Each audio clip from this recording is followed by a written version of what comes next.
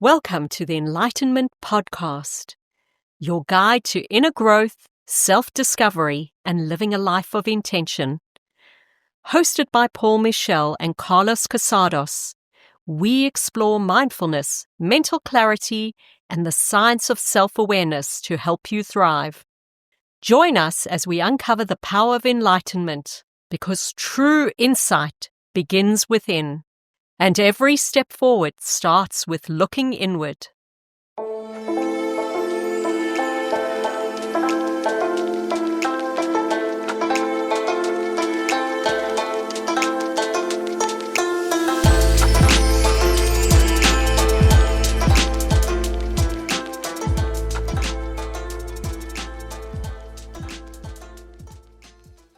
Welcome back to the Enlightenment Podcast. It's episode 2, and I'm joined by my host, my co-host, my fellow host, Carlos Casados. How are you, buddy? Doing great. It's always good to see you, Paul. Yeah, lovely to see you too. It almost seems too long since we did the last one, and it's great to come back and to start to get into some of the meaty topics that we had on our list of things that we wanted to cover. And today we're going to be covering off conflict and conflict management, conflict resolution, and what happens internally with us when we're experiencing conflict, as well as what happens externally when we're interacting with people who are engaging with us in a conflict situation. So, what are your experiences with dealing with conflict, Carlos? Oh gosh, I think I could go all the way back to childhood. It's always been a thing in my mind that I need to learn how to deal with this because this is everywhere. I mean, whether it was a bully or whether it was, stuff at home or, conflict just is woven into our lives. And if we're not taught how to deal with it, we have to somehow figure out where to get that information. We need to talk to other people who have the skills. We have to read about it. We have to practice.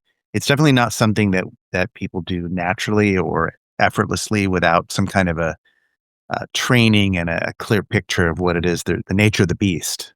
Yeah. I think if you think about it that way, is like conflict is universal. Everyone has conflicts, so it's an important topic, something that we have to talk about. I agree. In actual fact, I think being trained how to manage conflict is actually a life skill. I actually reckon it's one of those things that we really need to spend a bit more time teaching kids when they're at school so that they can adult better. They can also kidult better as they transition.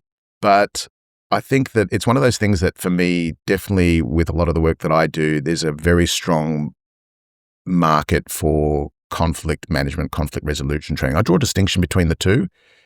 Conflict management being what happens when you're in a conflict and things are running hot. You're running hot, they're running hot, and you're at the flashpoint. And conflict resolution where you're now starting to move it towards some type of result in which hopefully there's some sort of mutual gain in the process, some sort of win-win outcome. But there's a distinct difference in my mind between what happens when someone's, running hot and that's not the time to resolve. And when they start to simmer down, they start to cool down a little bit, the parts of the brain that are responsible for high-level cognitive functioning come online again, that prefrontal cortex starts working again, that's when it's an opportune time for that resolution. I think knowing the difference between the two is useful. But, I was running a mediation skills training just last week, and it was interesting because people who were on that program were noticing that there just needed to be some skill set that they needed. And these are experienced, seasoned professionals who work in, for instance, HR or in the court system. They just said, what we're noticing is there's just more conflict in the workplace than there has been. And it's escalated since 2020, that people are getting hot under the collar much faster than they used to, which is quite interesting. The last 5 years have seen an escalation in conflict and particularly aggressive and harassing behavior and things like that. So yeah, it's timely. What do you attribute that change to, if anything? Oh, I've thought about that a lot. I think that 2020 was very unique, with a 1 in 100 year pandemic and the nature of the responses that governments took. And I'm going to stay out of whether they were the right responses or not. But I think that there was a collective trauma that happened in communities with being confined to home and confined to small groups of people that they could socialize with, and people were being messaged that other people were unsafe and that social interaction was something that was bad and that we should wear masks and stuff like that. Now, I know that in America that was very contentious. In Australia it was contentious as well, the whole masking thing. But it was more the messaging, and it was a social distancing. And I think social distancing is interesting when you think about it through the lens of, are we talking about social distancing as in I keep my distance from you, spatial distance, or I distance myself relationally from you? Mm-hmm. And I think that was a bad choice of words personally. I think spatial distancing would have meant we distance ourselves from each other physically, but relationally we need to make sure that we connect. So social distancing, in my opinion, wasn't a great turn of phrase. But I also think that people just lost some of their resilience and their bandwidth for navigating their way through distressing situations. And we are what we repeatedly do. So if we start to develop a bit of a short fuse, that becomes almost like a default setting. And I think that what happened was people just got used to being short with each other and didn't really have the capacity to cope with all the other things that were coming at them left, right, and center. So I think that communally people had less of a bandwidth, and I think that's still the case. I could be wrong. I'm open to being disputed in that regard. I'm just thinking more broadly about what was the difference. So what are your thoughts? I observed a lot of the same stuff that you're talking about, at least from my perspective. There was an uptick of anxiety and a downtick in people taking care of themselves. And then they work hand in hand, right? They're just both burning the candle at both ends, right? And when people's anxiety are up, it's much more likely that they're going to be coming from more of a base brain or an amygdala type of reaction. They're not going to be in the best place. They're not. You mentioned the default setting kind of shifting. It's a little bit like an engine that's the idle starts to move, and the idle is no longer the idle it was when it was tuned up. And people getting less quote unquote tune-ups by having physical interaction and in the way they were used to, and the way they were raised to have interactions.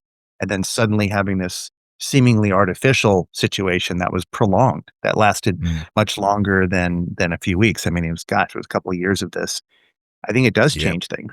And then on top of it, to change your brain. It does. Absolutely. And on top of it, there's this other element that I think is important, is that the generational thing from, the millennials and the Gen X folks, and then suddenly you have Zennials entering the workplace and complaints rising up and conflicts rising up from the differences in the outlook.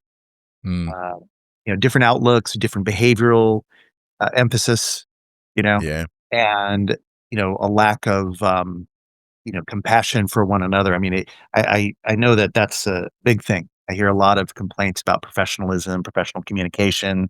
Conflicts are rising around perceived lack of care about being late or being on time, or getting the job done right, and quote unquote right. So those things add to it as well, I think. Yeah. In complete agreement. The empathy compassion thing is interesting. When I'm running workshops, I make this, I try and put a little bit of controversy into some of these conversations just to spark a bit of a response. I go, the world would be a terrible place if all we did was empathy. Yeah. And people go, what? Like, aren't we supposed to be empathetic?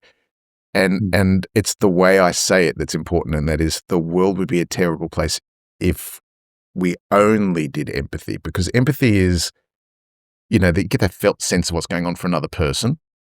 And there's a number of different types of empathy. There's emotional empathy, there's cognitive empathy, understanding how someone's made their decisions and, their map of the world and, their meaning making. And you don't have to agree with it, but just understanding where they're coming from is useful. And I think that's an interesting one, because I think cognitive empathy was being impacted tremendously during that period of time, where people were going, I don't believe in X and I believe in Y, and people going, you're a conspiracy theorist. So conspiracy theorists then got used as a way of shutting people down and excluding them, rather than going, how did you come to that perspective?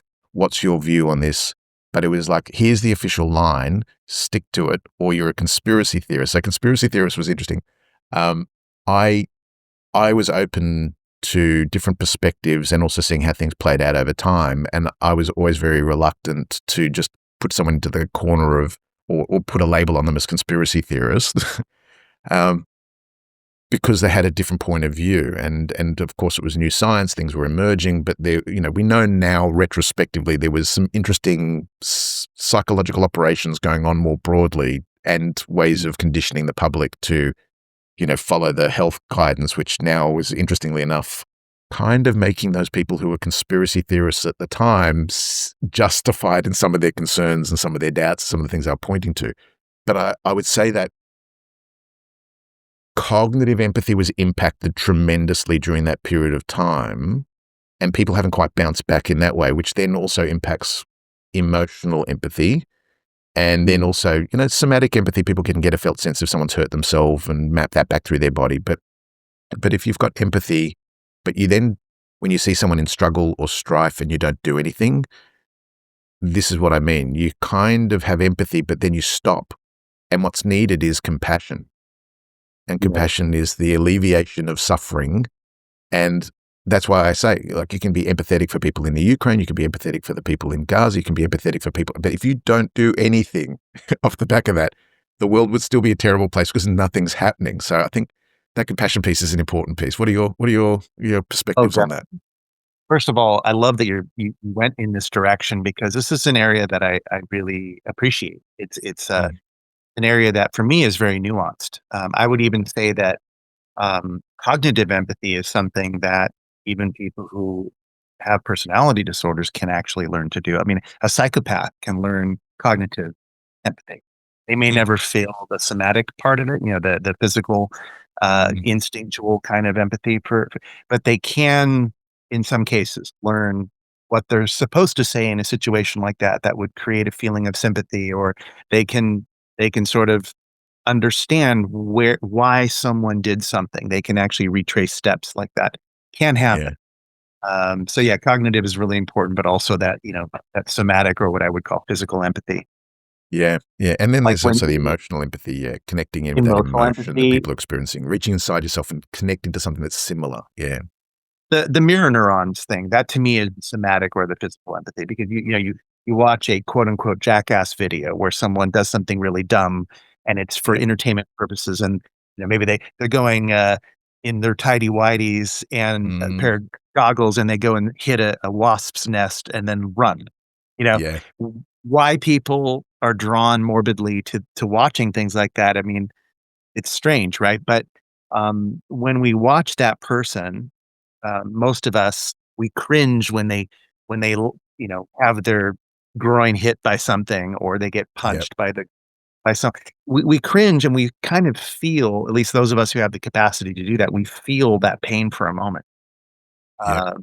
That's very interesting, because it's not rational. It's not happening to you, but your eyes are seeing it, you're detecting it, and now you feel it for a moment. I always found that very interesting. Yeah, watching skateboarding videos where people, going down grinding down the pole, and then they, the pole lands in places where, there should be no pole ever, and they get hit in the ghoulie bits. I'm definitely feeling that, and I'm not a skateboarder. So yeah, it's, it's interesting though. There's a prank that's going around on the internet right now, and I don't know whether you've seen it.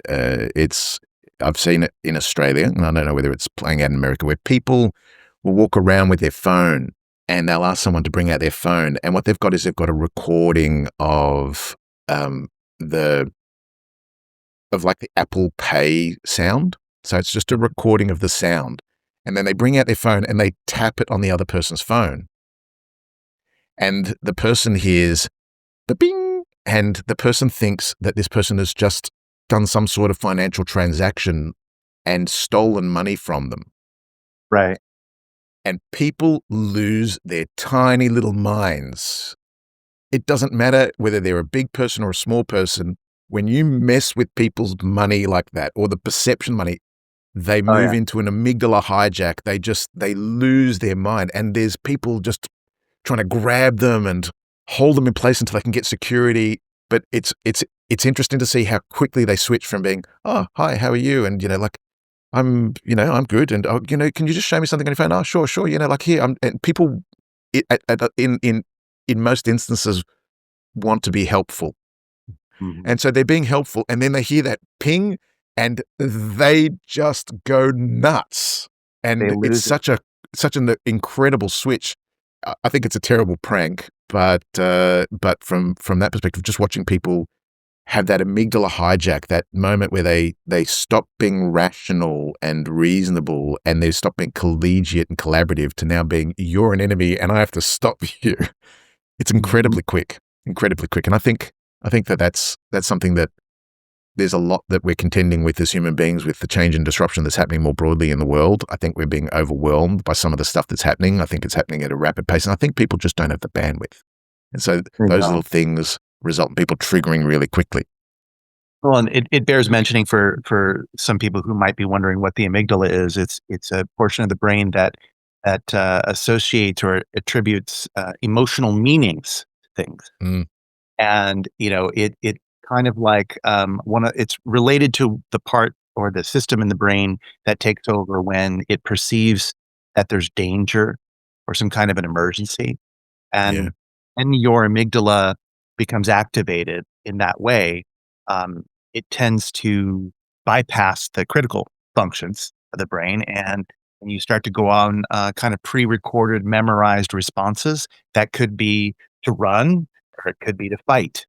So fight and yeah, flight is very much connected and related to what the amygdala does, although it's not entirely the amygdala. It's also to the central nervous system and things like that. But the yeah, amygdala, is when people say amygdala hijack for the listener, that means that for a time, it's as though your amygdala and the systems connected to the amygdala are running the show for a little while.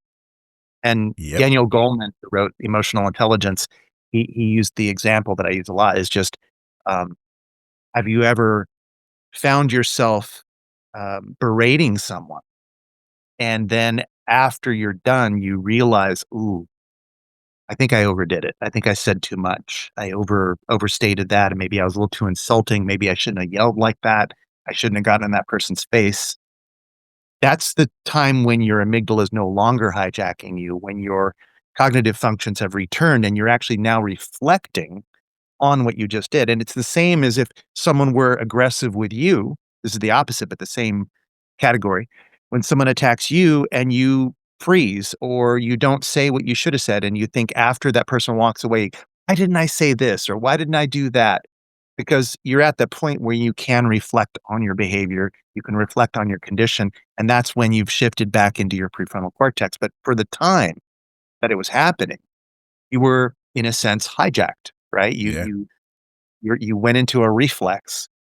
mm, And so when we talk about amygdala hijack for the listener, you should just know that we're talking about that function that happens when you become threatened, and how you respond either with aggression or with withdrawing away from the perceived danger. And it can happen at the office. It can happen at home. It can happen when you see the lights of uh, the squad car pulling you over.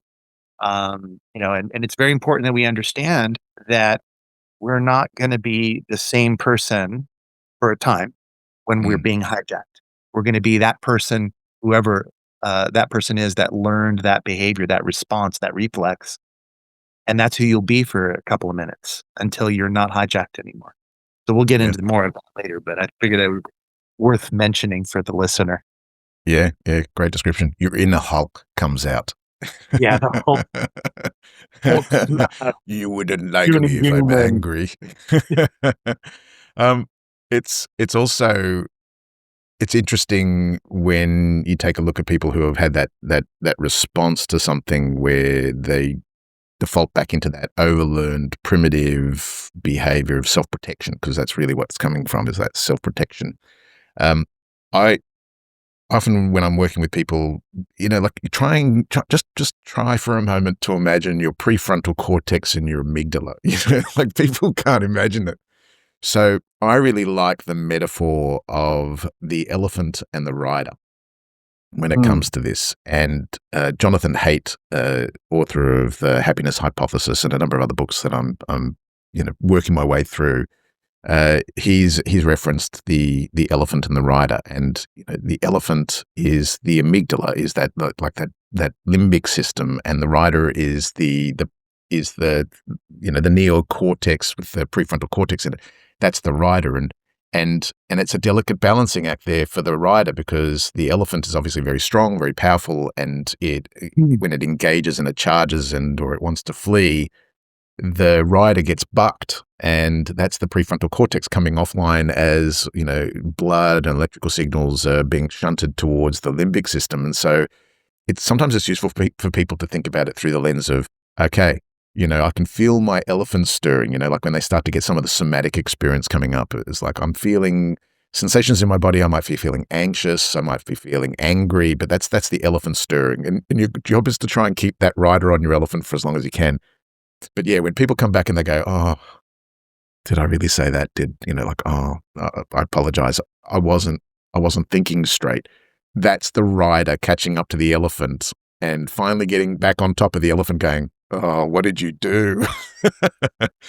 What did you do? Just destruction everywhere. They've done a number of cognitive tests, research, when it comes to just having someone try to solve simple equations, and then the person asking them to do that is insulting them or saying things too personal. Yeah. And where apparently IQ goes down as much as 30 points or more If during you've those. got that much. If you've got that right. much. And so, I don't know about you, but I can't afford to lower my IQ. But I love the metaphor of the hand model, which I'm sure you've seen. Yeah. Haven't. And if you're just listening, I took my thumb and I'm putting it inside my palm, and I'm wrapping my fingers around it to create a kind of an awkward fist. The thumb is like the amygdala, those inner portions of the brain. And the rest of the hand is like the rest of the cerebellum and the prefrontal cortex. If you think about it, if your amygdala is activated, your hand's like this, you can't do much with a hand like that. You can't punch without hurting your thumb, and you can't do anything like grab anything or manipulate anything in this position. But when you then spread your fingers out, you let your thumb be free, now your hand is useful, and you're also expanded. And so I like to think of it that way too. It's just kind of like a really quick visual metaphor that also has some kinesthetic qualities to it, where you know that we function best when we can use all the best parts of our brain. We can observe, integrate, we can analyze, we can be creative, we can be flexible and adaptable. And that's typically when we are utilizing our positive intelligence, the prefrontal cortex, and we're mobilizing all of that. And that would include emotional intelligence, the ability to identify our feelings, to identify the feelings of others, and to be able to, maximize and use that information to leverage for better communication and better experiences. And you can't do that when your amygdala has been hijacked. I'm sorry, it just doesn't happen. Yeah. Why conflict is so important, like dealing with conflict and having strategies and training around what to do when conflict arises is so important. Priceless. And you've just highlighted why resolution is not really available at that point in time when that amygdala is fired up. And we need to be mindful that the distinction between management and resolution is that you're managing conflict at that point in time. You're not resolving conflict because the prefrontal cortex isn't online or the rider isn't on the elephant. And at the same time, you're having to manage your rider and your elephant while you're engaging with that person. So you're trying to keep the best parts of your brain, functioning so that you've got that high level creative and critical faculty working.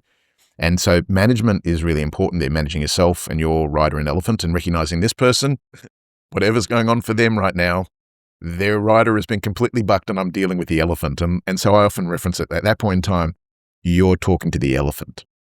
And you need to know how to talk to the elephant, because if you don't know how to talk to the elephant, you'll probably escalate it even more. And if you're trying to resolve things, what's the worst that you could say to someone? Just calm down.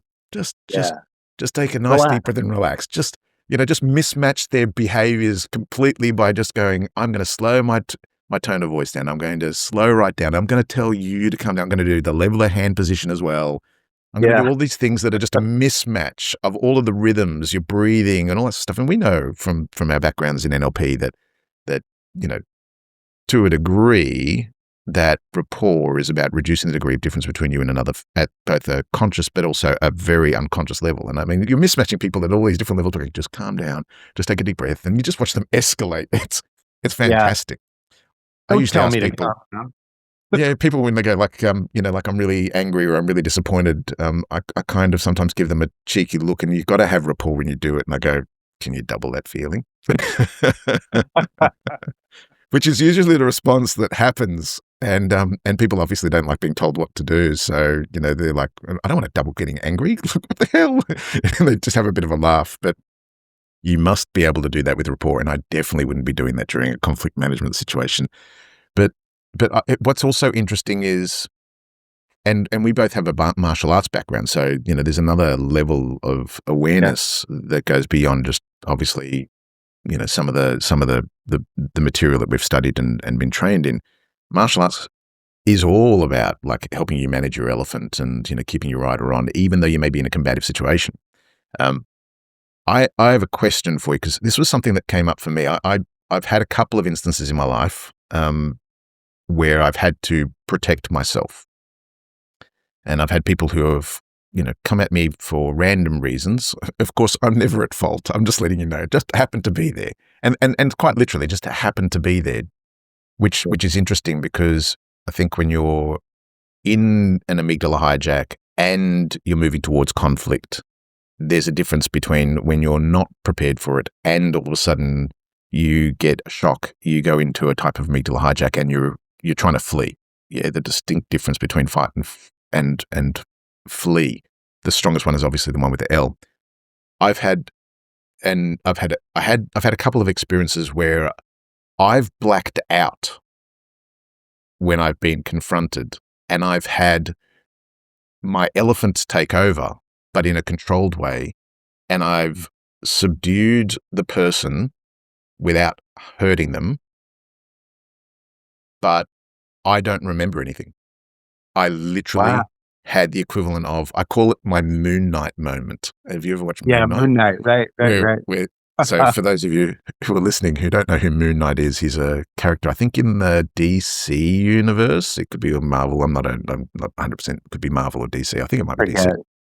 Yeah. But he has these moments where these other personalities kick in and he just sort of wakes up in random places, and he's done a whole bunch of stuff, but he doesn't have any conscious recollection of it because he's got dissociative identity disorder. But, that's also because he's involved with an Egyptian god, and there's a whole bunch of stuff there. But I call it my Moon Knight moment because there's this part that just took over and protected me and did what it needed to do to stop this person from harming me.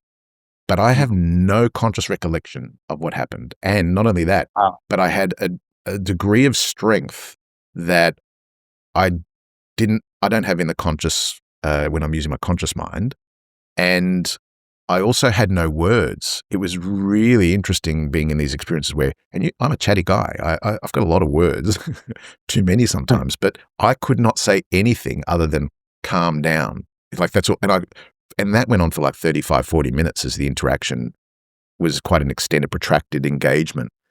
But I was just deeply in my limbic system, but with an elephant that was well and truly under control, but was well and truly out. And I only came to, and part of me was like, what the hell just happened? Where did this all come from? What am I doing? So I'm just wondering, have you ever experienced anything like that, where you've had a moment where you've just switched and it's been such a profound switch, you just go, who was that person? Like what? What Yes happened and there? no. Yeah, yes and no. Never to the point of blackout, but frequently a trance state that I would recognize as time slowing down and peripheral awareness of anything else that was not related to the conflict vanishing completely. And Mm. I tend, because time slows down, I have experienced that there was more than enough time to do everything I needed to do in order to subdue.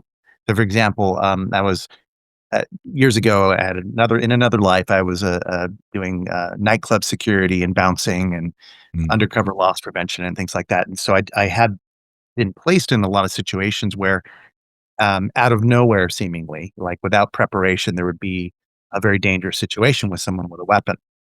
Um, I remember I was engaging with somebody at the bar that I was working at, and suddenly I saw, I don't know what it was. Maybe I heard something first, possibly like a sound. And then next thing I know, there was a pool stick getting about ready to swing onto somebody's head. And I remember stopping what I was doing and just taking up the space in a split second between me and that person, jumping into the arc of his movement, like, from martial arts, Mm. right? Mm. Jumping into the arc of the movement, going with him, disarming him, putting him on the ground, and then looking around and kind of like making sure that he was not going to get hit too, because I didn't want the other person to hit him. And when I did that, I felt abnormally strong, which was definitely an adrenaline release. But I also felt like I was a couple of seconds ahead of everyone in the room. Mm. It's like time definitely distorted for that time. Yeah. I had memory of it. Obviously, I'm able to, recall everything. And when that has happened repeatedly through my career, I think I did it for like probably 20 years. I was doing security stuff. And so there were a lot of moments like that I could say, where like bar fights and crazy things flying around, pool balls and, beer bottles and craziness. Um, and a man attacked me with an ice pick at one point. There was a lot of stuff. But in each case, I didn't actually hurt the person. Like, it was never in my intent to harm. It was just my intent to end the situation, like stop it, Mm. Mm. to prevent further injury. I mean, in the case with the ice pick, the person had some bruises and cuts from being on the ground because it was a rough ground. We were outside, but Yeah. there were no other harm. Like, I didn't beat him up. I didn't, hit him. I disarmed him and got cuffs on him and Yeah. locked him up. We arrested him, um, Mm. but other than that, other than me sort of wrestling and keeping him pinned down, Mm. there were no other injuries.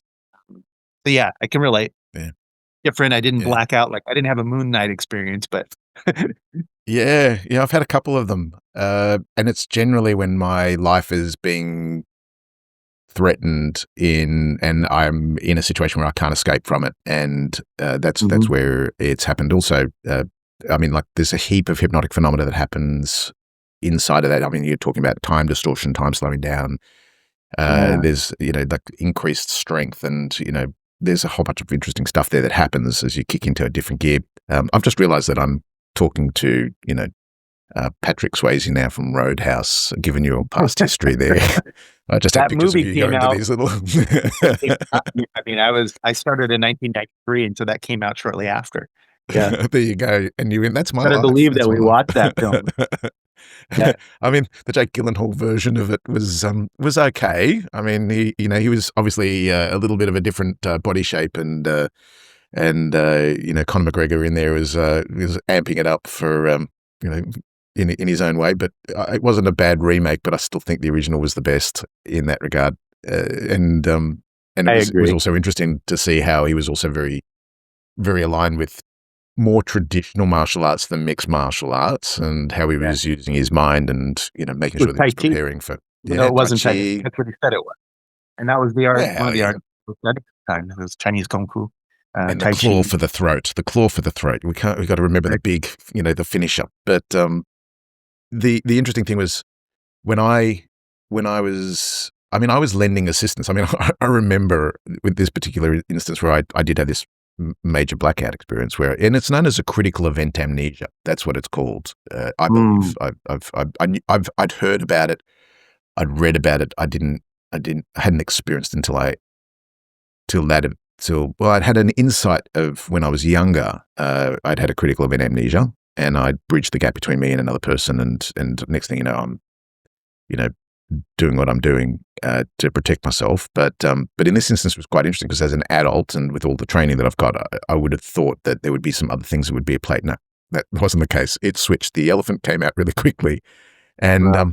and I was there to lend assistance because what was happening was there was a person who was actually at a supermarket in a not too bad area. It was a well-to-do area in Brighton, in Melbourne. So it's a fairly affluent area in that regard. And I was there to pick up dinner for the family, and I was walking through the dairy aisle, and at the end of the aisle there was this guy that was mouthing off at the manager. The manager had bailed up this particular person, and what was happening was they wanted to check his bags because they thought he was shoplifting. And I thought I'll loiter in the area just in case they need a little bit of assistance, because she was getting in his face. Like, her rider was off her elephant and his elephant was well and truly out on display as well. But she was getting really close to him, and I thought, if he's under the influence of drugs, he'll switch very quickly, and before you know it, it's going to be carnage. And so I thought I'll just hover around in the area, and I got within a fairly close distance of him, but behind him, so he didn't know I was there. And then when he turned around, he got a bit of a shock that I was there, but I didn't say anything to him or anything like that. And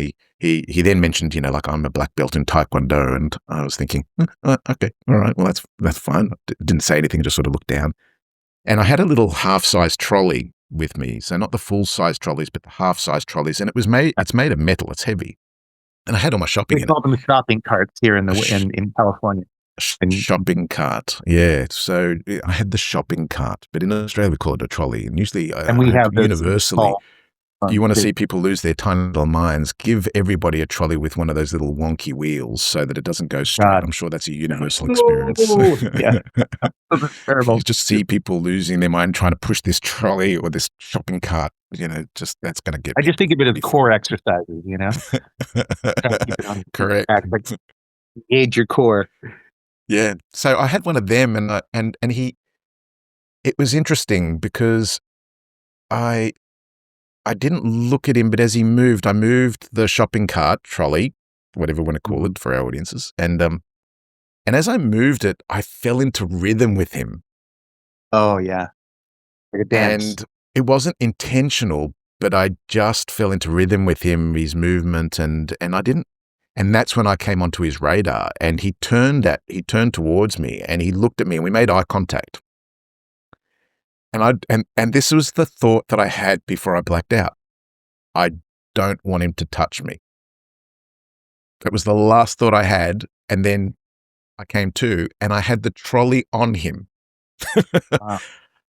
There was nothing that he said. There was nothing that he did. I think he advanced. He just started moving towards me. But because he locked in on me and I was now fixated, and this is what happens when people move into that in conflict, they lock on. Their visual field narrows. Their hearing has a tendency to shut down. It's really interesting. You look at some studies of why do police officers not hear a gun that's been fired in close proximity to them Right. during a conflict situation. It's their hearing is shutting down. Their visual field is shutting down. You're not getting a lot of information coming through.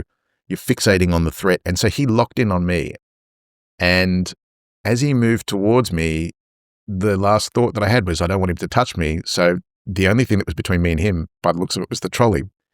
Yeah. And when I came to, I had the trolley between, like, resting on my ring finger at the narrow end, effortlessly on his chest. He was bailed up in the dairy aisle like this. And he wasn't hurt or harmed. And I don't know how I lifted it. And I don't know how I was holding it. I do know 2 weeks after the episode, I still had numb fingers from the nerve being compressed by holding the trolley. And Wow. I've gone back to try and lift the trolley, and I cannot do it. I don't know how I hoisted it. I don't know how I lifted it. I don't know how I held it. But it's quite phenomenal when the elephant comes out. Some pretty interesting stuff comes through. But also, when you're trained in certain systems or martial arts, you're trained to tap into mind, Your Jason no Bourne mind. moment. Sorry? It was your Jason Bourne moment. I became Remember Jason Bourne, Jason and Bourne? you're Patrick Swayze. So, I mean, in those series of movies, he had some Yeah. kind of a brain training, right? Some kind of like a brainwashing, I guess you could say, Yeah. that he switched, and I think, your years in martial arts, and you seem, you like me, we love trance, and you probably did set those patterns so deep inside that you now respond reflexively which is thank Yeah. goodness, right? Well, thank goodness, yeah. And it was mind, no mind. It's known as the void, Yeah. and that's what I accessed for a brief period of time. You read this stuff and it's quite interesting, but when you experience it, it's quite something else. But I guess the thing that comes to mind here is if that's the case, and that's like obviously that's me managing a conflict, and that's you managing conflict, and you're doing what you need to do to the degree to end that interaction, but without necessarily doing harm to others, but to make sure that you're protecting yourself. Um, how do you de-escalate that for yourself? Like, what do you do? What are some of your strategies for managing your elephant, so to speak? For me, a lot of it's to do with like recognizing my somatic state. So Mm, I do check in all throughout my day as a matter of habit. How mm, is my posture right now? What is the level of tension? Where am I breathing? Am I breathing fully or not fully? Like short mm, breaths. And I do notice things like where are my eyes looking? I'm just constantly observing myself. And I think that's a habit that I would encourage anyone who mm, wants to get good at conflict resolution to, at the very least, begin paying attention to what's going on with your body. Don't let, don't be one of those persons who has to wait until they're asked those questions. Get to the point of habit where you ask yourself constantly, "What's going on right now? How am I feeling? What's my temperature?" Just checking in with your physiological and kinesthetic and visceral feelings a mm, lot, like all throughout the day. This would be, I would say, what it means to be in touch with your body, because mm, most people, if you ask them, "Hey, are you in touch with your body?" They might look at you with a weird look like, "What do you mean by that?" Unless they are someone who studies a lot of kinesthetic activities, skills like yeah. dance, martial arts, yoga, breath work, skiing, any kind of thing that requires subtle adjustments.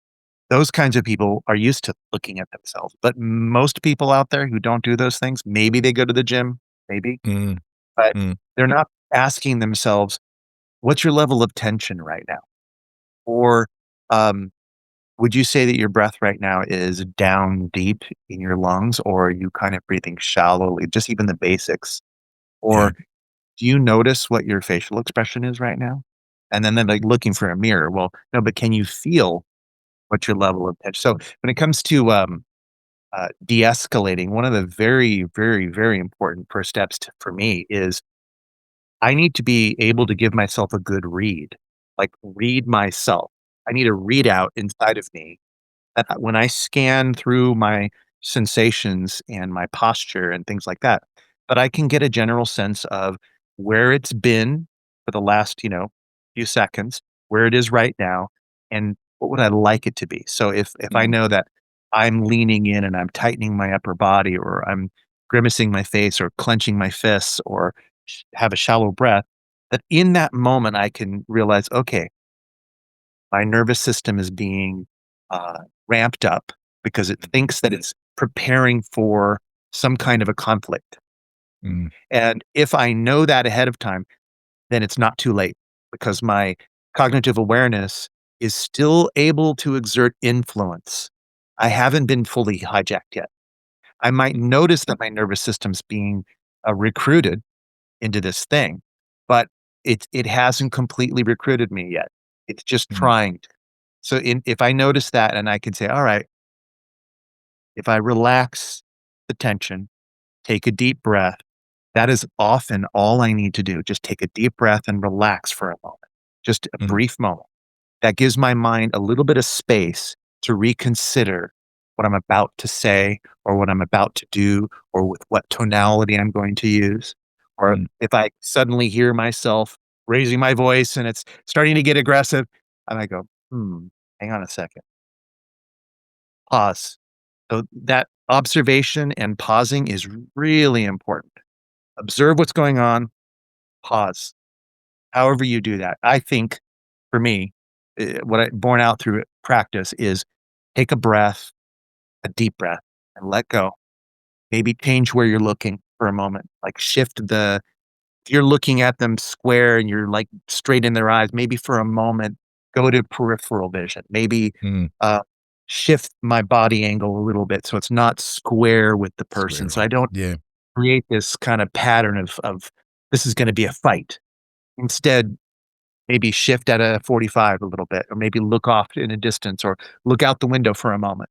As Mm. long as you're not under physical threat, it's not a bad thing to just take your eyes off them for just a moment. Mm. Reconsider where you're coming from. Now, obviously, if you're in physical danger, you don't want to take your eyes off of your assailant. But I'm talking about the average everyday kind of conflicts that people get into, the kind of thing Yeah. where someone's just being a little critical of you or something like that, where you're not liking how the tone they're using and that kind of thing. It's Mm. not a real physical threat. You don't want to let your nervous system get hijacked into the belief that it is under a genuine threat, because that's now you're going to have to wait until the amygdala hijack's over, and who knows what you're going to do. You might end up saying too much, doing too much, or not doing enough, saying Yeah. too little. So that's for me really, really important is just notice the tension, notice my posture, notice where I'm breathing. Just take a moment and observe that. Pause for a moment and maybe reconsider. Do a deep breath, relax, shake it off, Mm. shift your angle. That works really well as a first step or first Yeah. couple of steps. Yeah. Nice. Nice. So yeah, the term that I've heard for that when your nervous system is being recruited is you're starting to flood. It's called flooding. Mm.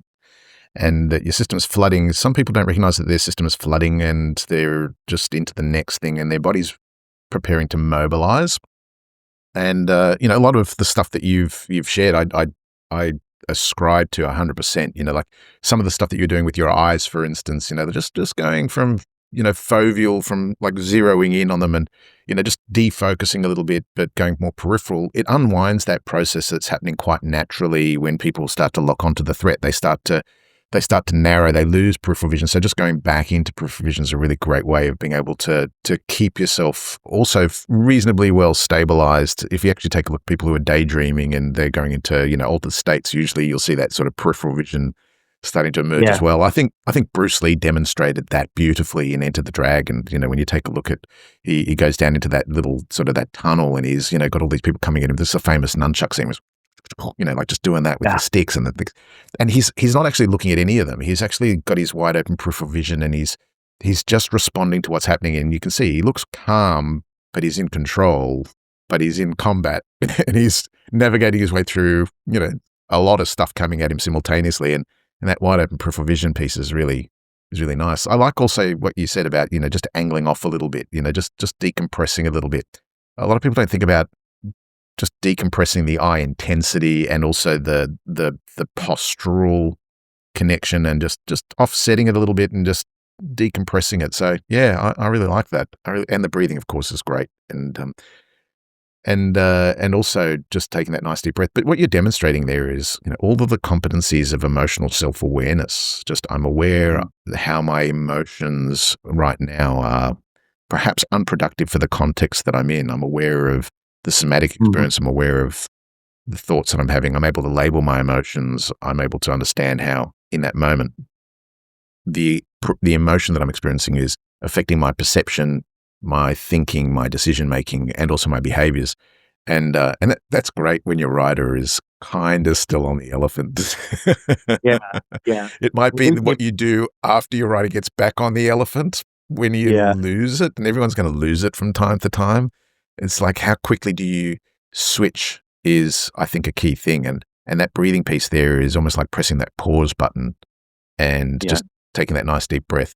What do you pay attention to that lets you know that somebody else is ramping up, though? Like, how do you know that someone's in the active process of starting to move into fight or flight? What are some of the things you pay attention to that might help some of our listeners? Yeah, this has become habitual for me. So what I'm about to say, if you want to develop this, you just really got to start observing people with the intention of knowing that. You don't have to know or have mastered everything that I'm about to say, but you have to start with the assumption that I'm going to be an observer of people now. Like, I think, if you don't have that skill, start now by saying, I'm going to be an observer of people. I'm going to actually look at people differently than I've been looking at them in the past. I'm going to go in with the assumption that I can notice where they're breathing from, their belly, their middle, their solar plexus, or their upper chest. So now I'm gonna get into what I see. What I see right away is coloration of skin. I Mm. see eyebrows, and I Yep. see leaning, like, the pitch of their body. If they're leaning in, they're wanting to engage. It doesn't necessarily mean they're being aggressive, but it means they're wanting they're making a physical tell that they want Mm. me to be really paying attention to what they're saying. If you Mm. add to that, an increased speed of speech pattern, the speed of the words coming out starts getting faster, it gets louder, and if it's punctuated by stronger language, Mm. more direct language, if I'm noticing, a slight tremble in the hands or in any part of their Mm. body, that tells me that adrenaline is excreting through their blood system, and they are now ramped up with, these extreme stimulants. The Yeah. cortisol, the cortisol spikes in the blood, the adrenaline spikes in the blood. Um, it means they're gonna be less sensitive and more energized, and Mm. that isn't always a good thing. It's a great Mm. thing when you need to lift a car off of a baby, right? But it's a terrible thing when you're trying to be diplomatic. So I look at that. I look at the color. I look at Mm. the how much of the eye am I seeing? If I'm seeing them drop a chin and Mm. they're positioning themselves in a way that looks a bit threatening, like they're what I would say teeing off, like a letter T, like they're Yep. they're shaping their body in a way that Okay. they're about to hit. Yeah. Um, and by the way, when I say all this, this is like one-on-one for a security or a bouncer or a police Mm. officer or someone who has military training, right? Um, Not so much in the office, but it could happen. I mean, there are stories of people getting violent in offices. I've been in offices where people have gotten violent, but Of course, you're typically Patrick it's Swayze. more. Yeah, exactly. That's what you need to Patrick Swayze and Jason Bourne, but maybe not so much Jason Bourne. You want to kill him, uh, but the point is, like, you're gonna see muted versions of that, Yeah. where people will square off with you. You will see that they turn their body in such a way that they're at a 90. So I see that stuff. Mm. And, another one I look at a lot is, like, the increased blink rate. Mm. People blink more, combined with a red face and a dropped chin. That tells me Yeah. that they're at least thinking of overpowering me energetically if and emotionally, if not physically. Mm. There's an aggression that I'm detecting. Um, and a lot of these things, if you catch them early, you'll detect them in your body before they a appear to show it on their body. So, Yeah. what I mean to say is that our nervous systems are highly attuned, and to the degree of practice you have in detecting those subtle changes inside of yourself is the degree with which you'll be able to predict that behavior in others.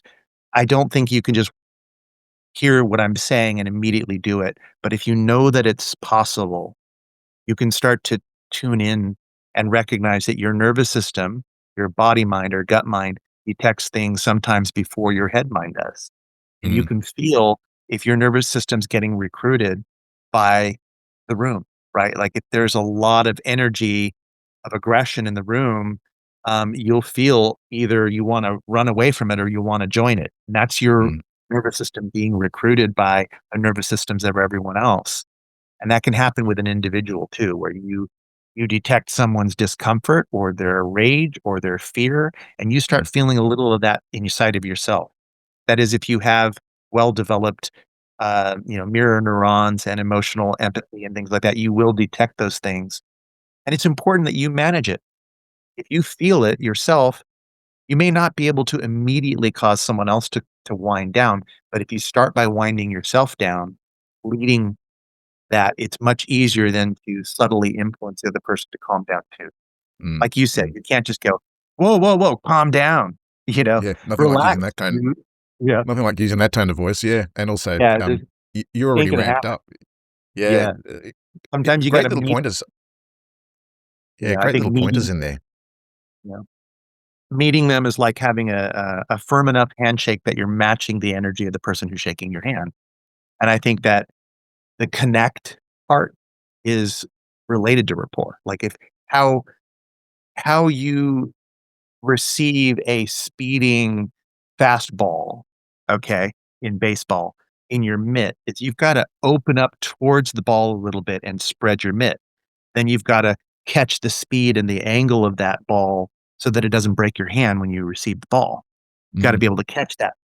And in martial arts, it's the same way. When someone is about to pounce upon you, you've got to, in a sense, expand your uh, spatial awareness and your physical awareness out to meet the force, and then you've got to come with it enough that you can kind of match the angle, the strength, the speed, and then you can physiologically adjust and throw the person, lock the person, or mm, respond in a way that makes sense. So energetically, psychic, between two people, we have to psychically, and I mean the mind, right? We have to not shy away when they're aggressive, but we also can't be overly aggressive. What we've got to do is kind of meet somewhere in the middle in that space where you can greet the force with enough force that you don't get barreled over, but then slowly take it where you need it to go, drain out their aggression mm. by, and that's subtle. That takes practice, but you have Yeah. to be able to be very still inside, like the person in the center of the hurricane. You've got to be able to witness what you're doing, what they're doing, and make these adjustments. So it takes a lot of practice. Mm. That's why Not easy. training's good. Training's good. I mean, a lot of stuff that you've just referenced there mirrors a lot of the stuff that I also um, think about, work with, have been trained in, like the little pointers and stuff like that around, like what indicates this person's, ramping up, their system is moving towards some type of engagement. They're moving towards conflict, not moving away from it. I think that's also an important distinction. Not everyone moves towards conflict, though in the right context, obviously, with the right sort of conditions. People who are perhaps conflict averse will move towards a conflict and seek to try and achieve some type of outcome, and not necessarily through physical violence. It could just be engaging in a conversation, for instance. It could be being more forceful about what they want in a meeting, and where before they might sort of shy away from any type of engagement where there may be the possibility of conflict. The other thing as well that you pointed out was really interesting, and it reminded me of some of the work that I explored when I was younger, from a martial artist who was he was a he was a master of his system. Earl Montague. He was a Earl Montague. I know who that Earl is. Montague. Yes, Okay. he's long past now, but he wrote a book that I remember reading, and he was talking about the shape of the back, and he called it the C back. So when people start to move into a more aggressive approach, you see that. And as you said, like the chin comes forward, but he was also referencing a spinal shift, and that they become much more C-shaped. And if you think about it, as a species, we stand upright. So if you take a look at a lot of species that are walking around on all fours, all of their internal organs, all of the stuff that they want to protect, that's all facing down towards the ground, and you've got your rib cage, which protects all your internal organs. So if they get into a fight, obviously their organs are being protected by the rib cage. But as humans, we're upright, and our bellies are exposed, our hearts are exposed, all these sort of organs are open, and so when people start to shift into that C shape, and their chin Yeah. starts coming forward, they become more asymmetrical. All these are little pointers that this isn't going in the right direction, and Yep. and so the C back is something I've always monitored. I've always monitored for that. The other thing as well is the locking onto the eyes, and that eye intensity and the fixation, and the breathing is probably the first thing that you'll notice, because even if people are talking, and we're not talking about a confrontation where you're being physically confronted, but let's say, for instance, you're sitting around a table and all of a sudden someone's state changes. You may not notice that their state has changed, but you may hear that their breathing has changed. And maybe the only indication, because if they're very good at masking, maybe the only indication that something's happening, and listening to the volume as the volume goes up, because breath carries voice then as it gets louder and it becomes more pronounced and punctuated, and you get more explosives and things like that in there. And, let's not, factor in the nature of the words that might be used. That might be evident that they're upset, but just the non-verbal elements of it, just listening to volume increase and also the force of the breath coming out, that can give you an indication that becoming dysregulated. you don't have to wait until they go, I'm feeling upset. You can hear it. They're starting to spool. I sometimes reference it as spooling up. And what I mean by that is if you've ever driven a turbo car and you're driving the car and the turbo's spooling up and you hear that, you can kind of see that with people. I kind of reference it as they're spooling up, ready to hit turbo, just so those kinds of things are worthwhile knowing about, because a lot of people think de-escalation is the resolution side of it, but in actual fact, de-escalation is if you can intervene earlier and if you can even avoid the conflict, as Bruce Lee, fighting without fighting, if you can avoid the conflict and you can de-escalate it before it ever escalates, that's the de-escalation piece. It's not after the fact when it started to ramp up, it's beforehand. So yeah, some great stuff in there, Carlos. Yeah. I think it might have been James Tripp actually, who Mm-hmm. we were talking about conflict at some point or another, and he made a really interesting point that I've incorporated into my thinking and it relates to this angular thing that I was working with already, but it just added another element to it, which was creating a third point. It's like rather than there just being me, my side and your side, or my group and your group, or me and you, looking at this third point and redirecting the attention to that third point can be a useful way of helping encourage the other person to also step out of their amygdala hijack and back into a cognitive sort of meta picture of some kind, where they jump out of their immediate first person point of view a little bit cognitively, and they start to think about it from maybe a second point of view. And so I like to picture that as kind of a triangular thing where you've got this third point of reference. If you can conversationally and even physically direct towards that third point, it can sometimes soften a potentially explosive conflict, by in a sense, admitting that the way that first thing came out might not have been the best. Like to say, oh gosh, that wasn't supposed to happen that way. That's interesting. What I was really going for was this, and you pointing over to this third point. And it kind of takes away the fight a little bit, because you're not in direct conflict with them. Then you're even maybe giving them a little something by saying, gosh, when I said that was supposed to go like this, but it really didn't go that way, and I can see that now.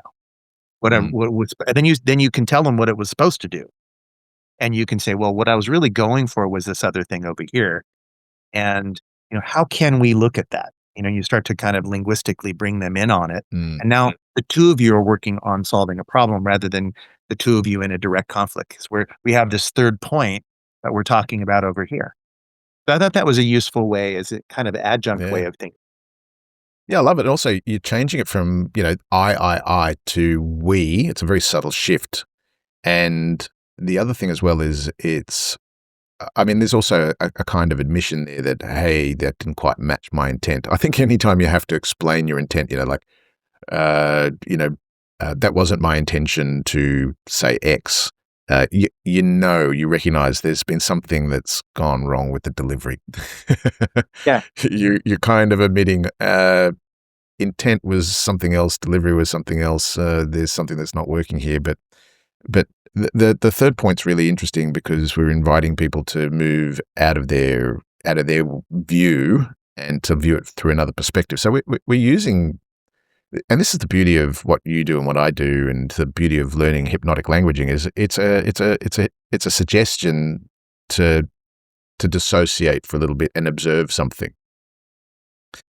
And also the way you were using your hands there, even the use of hands and the gestures, it was an open palm and it was an invitation to look over there rather than, like over there in the pointing and, the potential for blame to come out. So yeah, it's really interesting in the sense that although your training and my training is different, it's interesting to see what the key things are that come out when we start to tease these things out in our conversations. And I'm hoping that our listeners are also gaining some insights into some useful ways in which they can manage a conflict and also at the same time manage themselves, and get some useful insights into how they potentially can de-escalate something. Although we haven't really sort of talked about the resolution piece, I think that's perhaps another podcast that's sitting there in the wings. Like, what does resolution look like? What are the sorts of outcomes and what are the sorts of things that we were doing? I think that like we've covered quite a fair bit of ground. What are your thoughts, Carlos? Well, yeah, I've been kind of wanting to mention this quote. I think it might have been Reagan who said it. I don't know, but that's the first time I saw it. It was basically, um, it was about the nature of peace and conflict.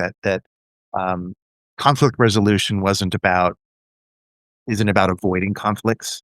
It's about uh, doing what's necessary to resolve the conflicts that are there. So a peaceful person Yeah. is seeking to simply resolve the conflicts that are there, not avoid conflicts and not destroy, but to actually have the attitude that if you're a person who feels very shy and aversive to conflicts, that you're probably going to get really stuck when you run into someone with a lot of aggression. But Mm. if you have the attitude of, well, maybe that's how I've been, but I can train myself to be more comfortable with conflict, then once in a while you will move towards a conflict with the intent of actually resolving, the intent of figuring out, you know, what is it that this is asking of me? Rather than thinking of it as something to avoid, you think of it as something that potentially holds a lot of growth potential in it, or a lot Mm. of possibilities, what I meant to say. If we can look at it that way, then someone who orients a little bit more towards like live and let live and let's be cool with each other, that kind of person can learn to have a little bit more resilience around people who are more aggressive. If you're in the corporate space, that's really important. You've got to CYA in that situation because people, let's be honest, there's a lot of politics and there's a lot of vying for power, and that does happen even in good companies sometimes. So if you can bolster your ability to be that person in the boardroom who does offer suggestions, who does ask good questions, instead of saying, I'm going to avoid this question. I don't want too much focus on myself. I don't want someone to think I'm stupid, or that Yeah, of happens a lot, but course. that doesn't advance your career at all.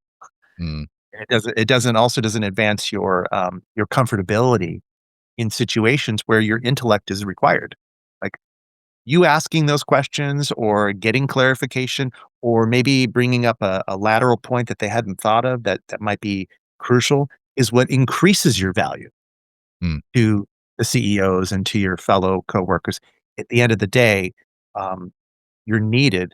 Otherwise, you wouldn't have been hired for that position, or maybe you should leave, right? That's the thing. You're there and you're occupying a position. You want to stay there. You want to continue to grow. It's incumbent upon you to learn to be at least a little bit more comfortable with stepping into those potential conflicts and know that a small conflict might be tolerable. You may not realize this because you're afraid of it. You can learn to become less afraid and possibly even comfortable. Mm. And accepting those small conflicts where someone might just disagree with you. They're not angry, but they just disagree with you and they're pushing back a little on your idea. Maybe that's healthy. Maybe that's really, really good for you. And it's really good for the company that you're in or the organization you're working with to have a little back and forth. And if you shy away from it, everyone loses. So that would be my kind of thing I just would want people to really hear, is that it's not conflict does not equal bad. Yeah. Conflict is Yeah. part of life. We have to deal with it. Mm. And the sooner we embrace the idea that we have to become better at it, then, the sooner we acquire those skills. It's worth it to me. Agreed. Agreed. And I'm in complete agreement with you. It's I mean, there's toxic conflict, which can be a bit of a challenge to navigate. Generally, when it's about personality, Yeah. but people, process, policy, procedure, framework.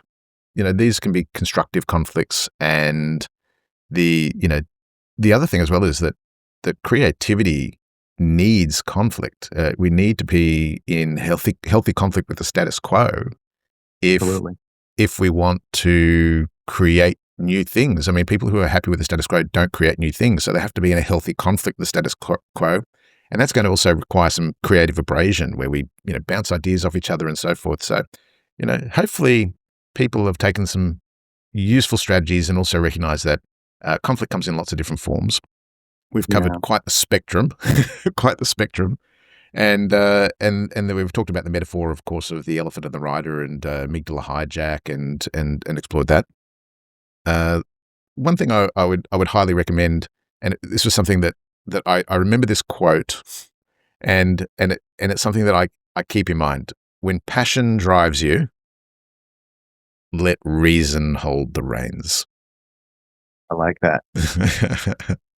What's your final thoughts, Carlos? What's something that you'd like to offer the Yeah. listeners? Here's my final thought. Whatever it is that you've done up to this point, and however you've learned to be, your identity, in relation to your work or your home or your organization that you're in, you could kind of think of that as being a box, right? It's something that you're familiar with. It's your default mode, et cetera. So there's a kind of a box there that you, however big the box is, it's a box, right? Some people might call it a hat, but I'm just going to use the term box for now. When you get into a conflict, usually it feels a little bit like you're limited in what you can do. It seems as though you are limited. It feels sometimes like that. And what you really want ultimately is greater connection, because greater connection means understanding, resolution, problem solving, teamwork, and all those kinds of beautiful things that come along with connection, plus friendship, right? Mm. Sometimes people who might disagree with you initially wake up to the fact that you're a really interesting person and you might be worthwhile. And so there's all sorts of unforeseen, beautiful consequences that can happen when you embrace this idea. So when I was in your country, in Australia, I gave this workshop about 6 times, traveling across different parts of Australia. And it was called Out of the Box and Into Connection, taking Like the it. third option to resolve conflicts and Yeah. improve your relationship. And that's really what it was about, is like, there is a great opportunity anytime you feel like you're in a box or someone's boxing you in with their concepts, with their words, with their behavior. It's an opportunity to break out of that box and take a third option. What is the third option? Well, if it's not being aggressive and it's not being afraid and running away, then what's that third option? Well, maybe that's what we're talking about next time, is Mm. actual resolution. Resolution, yeah. So, you know, I hope that this encourages people to become curious about breaking out of their mold and leaving the box and getting more into connection. Maybe when we are less afraid and or less stubborn and angry, we open up a whole door to a new kind of behavior, a new experience, and possibly new friendships. Mm. I like that Yeah. idea. Yeah. Great. Thanks, Carlos. I noticed that there's a sign next to your head, and for those of you who aren't watching the video, it says your spark can become a flame and change everything. As long as it's a spark and it's a controlled flame, otherwise you could scorch everything. So, on that, Bye. so on that note, thanks, mate, for another great conversation, and I look forward to our next episode, episode 3, and we will come back and we'll record that next session. Stay well. And for our listeners, thank you very much for sticking with us and listening to us chat about conflict today. And if you wish to subscribe, that's fantastic. We make no money from this. This is something we do because we love doing it. But we would love your advocacy and for you to share and let other people know about this particular podcast. Carlos, I have a question for you. Have you got anything coming up, workshop-wise, or how can people get in contact with you if they want to have a coaching session with you, or a hypnotherapy session with you, or to book you for a speaking engagement or a corporate training? How could people get in contact with you? It's easy. If you go to hypnotherapiebreakthrough.com, that's easy. And you can usually find me on the socials. But basically, if you Google me, you'll find a number of places. Also LinkedIn. Carlos Casados, you'll find me. But Hypnotherapy Breakthrough is my website, and it's easy to find. I am going to be doing a second round of the memory reconsolidation coaching course. It's going to be, instead of a 6-week course, it's going to be an 8-week course this time. I don't have dates for that yet, but people have reached out to me recently asking me to do it again. So that's online. It's once a week, and with some interaction. And I think it offers a lot of assistance for people who are coaches, psychotherapists, hypnotists, NELPers, you name it. So I look forward to sharing that soon. Yeah, great. And you've had awesome feedback as well from what I've seen. So excellent. I'm putting forward a hypnosis training. It's coming up on the 5th of September this year, and that's a 6-day training in Melbourne. Details can be found on my website, paulmischel.com, and also can be connected with on LinkedIn as well. I'm the Vin Diesel you get from Temu. The look isn't quite right. The accent's not quite right. There's something just fractionally off, but that's the way I've been referenced, not necessarily by other people, just myself, a self-appointed the Vin Diesel from Temu. But today I was playing the role of Jason Bourne and Carlos was playing the role of Patrick Swayze from Roadhouse. We hope you've enjoyed the podcast, and please like, share, and subscribe. And we look forward to connecting with you again on the next podcast. See you soon.